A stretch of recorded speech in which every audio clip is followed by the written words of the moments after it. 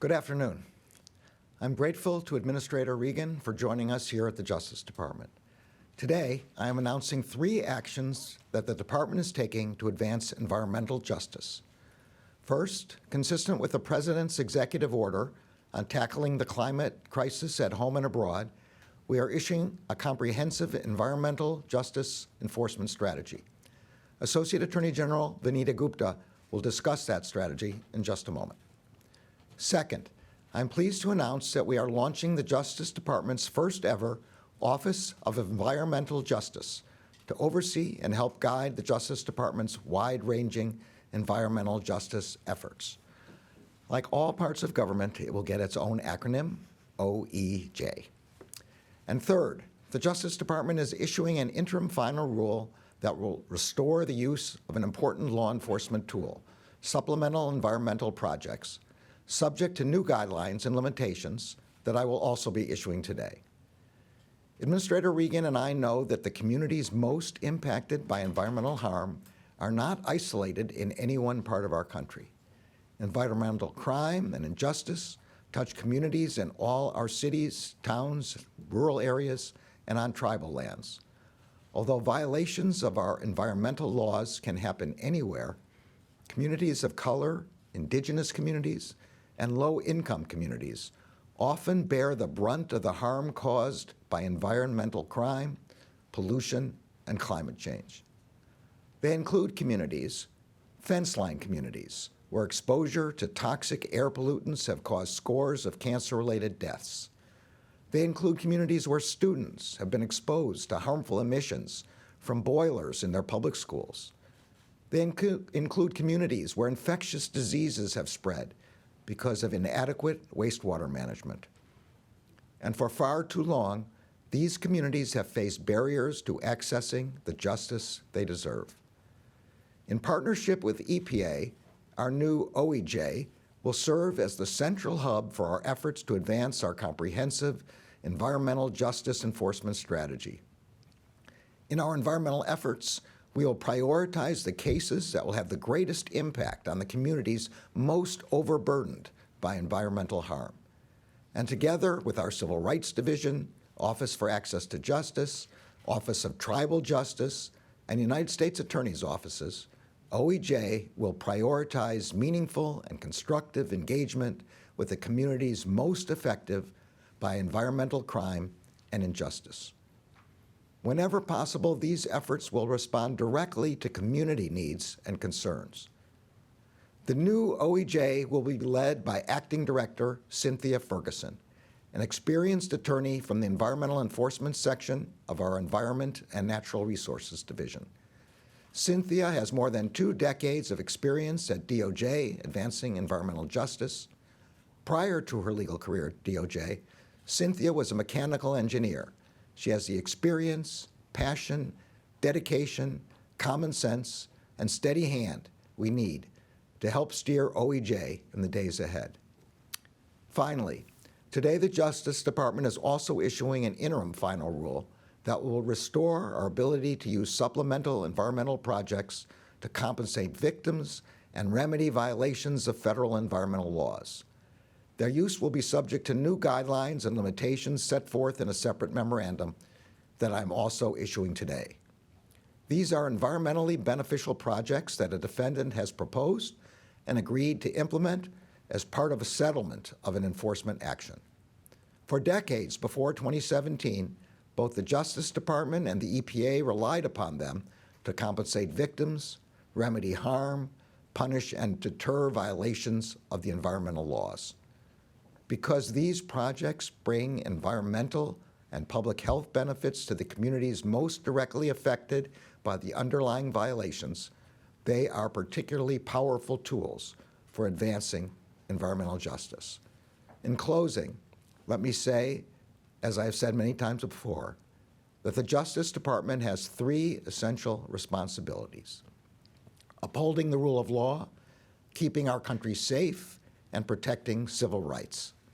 Seeking and securing justice for communities that are disproportionately burdened by environmental harms is a task demanded by all 3 of those responsibilities.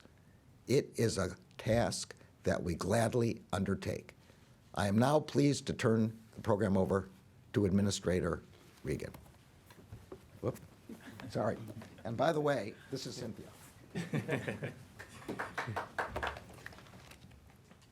Thank you, Attorney General, for hosting us here at the Department of Justice and for your exemplary leadership.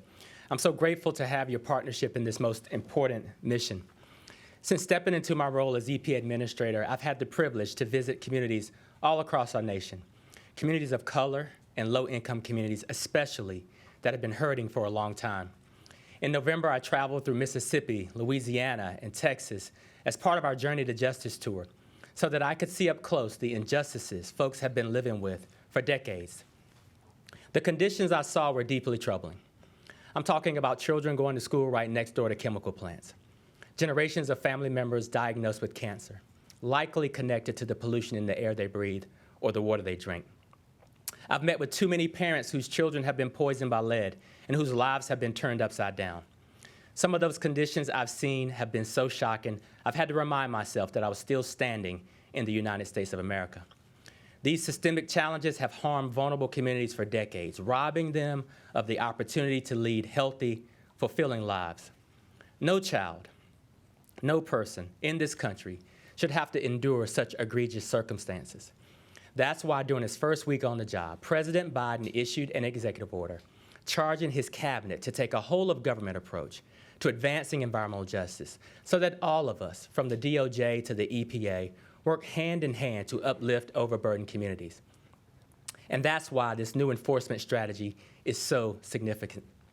Communities, particularly those with environmental justice concerns, deserve the assurance that their government will take vigorous enforcement action when polluters flout the law and jeopardize their well-being. The Justice Department is one of EPA's most critical partners in this mission, and I'm thrilled to see the DOJ formally restore supplemental environmental projects. These projects have been an important part of the EPA's enforcement program for more than 30 years, but they were inexplicably revoked during the previous administration. Restoring the use of this powerful tool will advance the enforcement work EPA has been working hard to strengthen since President Biden took office. As part of settlement negotiations, defendants can once again agree to undertake supplemental environmental projects that provide important health benefits for those affected by illegal activities. These projects can range from installing air filtration systems at schools in heavily industrialized areas to abating lead paint hazards in housing.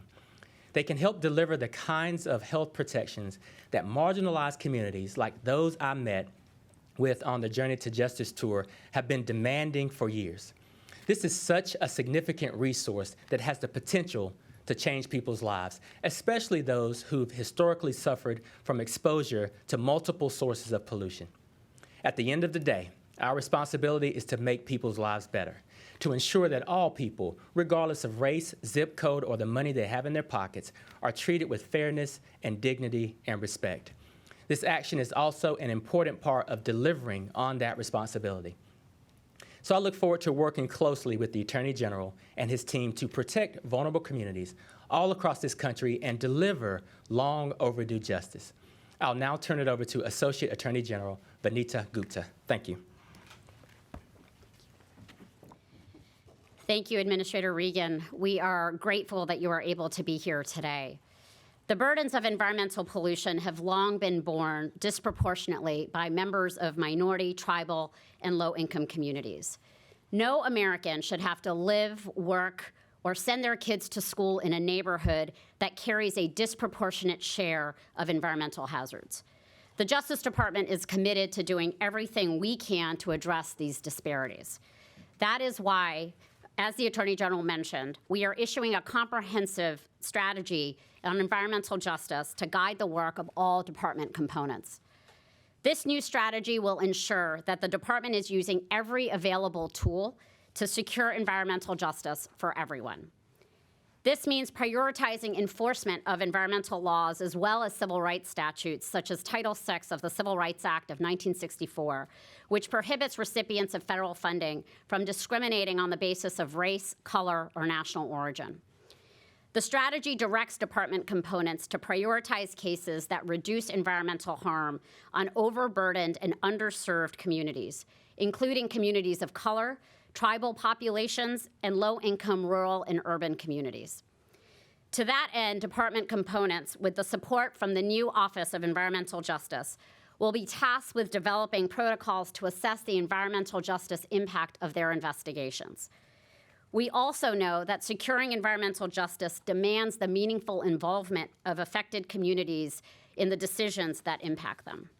So the strategy directs the new Office of Environmental Justice to work to build deeper connections with communities that are affected by violations of environmental laws. It also requires all 93 U.S. attorneys across the country to designate an environmental justice coordinator to help identify areas of concern in their communities and to establish procedures for members of the public to report those concerns. To sustain our commitment to environmental justice, the department needs a workforce that is informed about environmental justice issues and concerns. The strategy thus requires the development of environmental justice education programs and training opportunities for department personnel. This comprehensive strategy underscores the department's commitment to ensuring that all Americans have access to clean water to drink, clean air to breathe, and healthy, thriving communities where they can live, work, and raise their families. That is the heart of environmental justice. Thank you.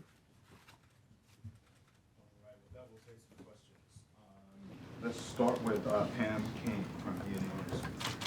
Hi, could you speak to plans to staff the new Office of Environmental Justice, in addition to Cynthia Ferguson, of course? Yeah, so Cynthia's going to be the head of the office.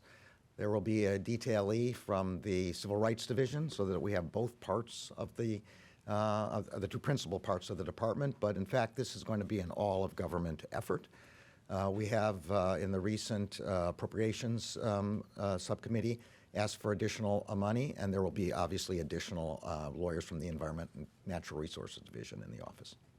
All right, with that, we'll go to Yamiche. Hi. Thanks for taking my question. Two questions. The first one is, can you talk a little bit about how quickly you anticipate investigations like the one in Lowndes County, Alabama being launched, and how will you prioritize which communities you target? I'm sorry, this sounds like a question for the EPA. Well, the Department of Justice has launched an investigation. You're talking about the fugitive investigation? No, in Alabama, so the Department of Justice launched its first and only environmental justice investigation in Lowndes County, Alabama, looking at the waste there. And I'm just wondering if you're going to have other investigations like the one in Lowndes County, Alabama, and how you'll figure out how to prioritize communities to look into them, since it's obviously a big task. Sorry. There's another thing going on in Alabama right now. Also in a county that begins with an L, so I'm sorry about that. But yes, so a principal part of the comprehensive strategy notes that we will prioritize based on communities that are most disproportionately affected by environmental violations and environmental crimes. So that's the governing principle for how we're going to prioritize these. Ask you that there's this leaked opinion leaked draft opinion by the Supreme Court that seems like justices are going to be poised to overturn Roe v. Wade. What do you make of that leaked decision, and also what avenue, if any, might the Department of Justice be looking into to impact women's access to abortion? Okay, so that's a two-part question. On the first part, the Chief Justice has announced that he's asked the marshal of the court to investigate the leak, so I'm not going to have any more comment about that. On the second question, the document is not a final decision of the court, and I don't want to talk about the deliberative processes of the court, but what I will say is that the Justice Department has steadfastly been committed to defending the right to abortion. We are amicus in the Dobbs case. The Solicitor General herself argued on behalf of the United States in the Dobbs case. If the law changes, we will address appropriate next steps at that time. But what will not change is our commitment to defending the rights of women and all Americans. Thanks. Just quickly on the investigation, has the department been consulted at all or playing any role in the investigation into the leak of that draft document?